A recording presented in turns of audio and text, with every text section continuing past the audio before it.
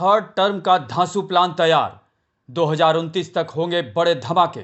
जल्द super power बनेगा भारत। मोदी बढ़ाएंगे देश की ताकत। तीसरी बार भी मोदी आएंगे, दुनिया में भारत का डंका बजाएंगे। 2024 में वापसी को लेकर कॉन्फिडेंट पीएम मोदी ने तीसरे कार्यकाल का ब्लूप्रिंट तैयार कर लिया है। अगले 5 साल में भारत को आगे बढ़ाने का गोल सेट कर दिया है।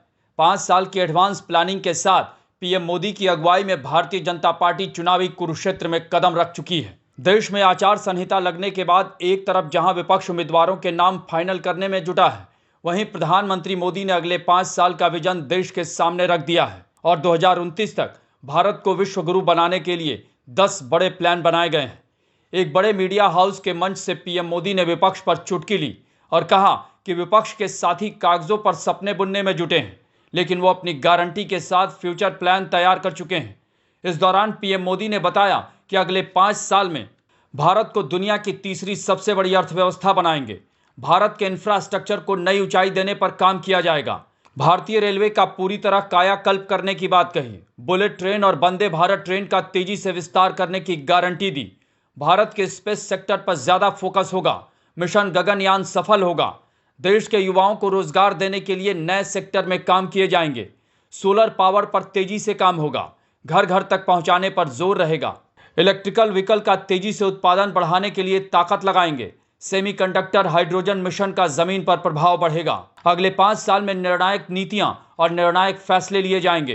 प्रधानमंत्री मोदी ने न सिर्फ फ्यूचर प्लान का जिक्र किया, बल्कि यह भी साफ कर दिया कि अपने तीसरे कार्यकाल में वो पहले से भी ज्यादा ताबड़तोड़ फैसले लेने वाले हैं।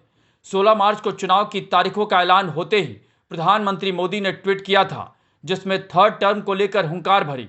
10 साल पहले की सरकारों पर तंज कसे। साथ ही अपनी सरकार के 10 सालों के काम को लेकर करीब 10 ट्वीट किए।